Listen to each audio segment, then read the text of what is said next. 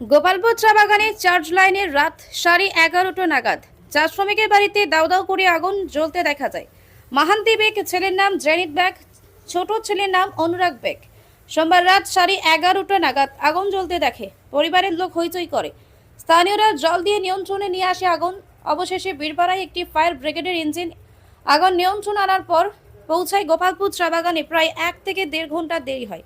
গোপালপুর থেকে বীরপাড়া দূরত্ব 12 কিলোমিটার। কি কারণে 1.5 ঘন্টা দেরি হলো অভিযোগ স্থানীয়দের। গোপালপুর চা বাগানে চার্জ লাইনে রাত 11:30 নাগাদ চা শ্রমিকের বাড়িতে দাউ দাউ করে আগুন জ্বলতে দেখা যায়। মাহান্তি বেগ ছেলের নাম জেনিত বেগ, ছোট ছেলের নাম অনুরাগ বেগ। সোমবার রাত 11:30 নাগাদ আগুন জ্বলতে দেখে পরিবারের লোক হইচই করে। স্থানীয়রা জল দিয়ে নিয়ন্ত্রণে নিয়ে আসে আগুন।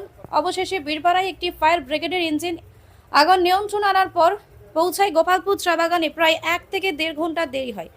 গোপালপুর থেকে বীরপাড়া দূরত্ব 12 किलोमीटर। की कारण 1.5 घंटा देरी হলো অভিযোগ স্থানীয়দের। थी से बाहर देख लो कि एकदम तार को जाइल के एकदम आग को भीतरे ढुक जाते।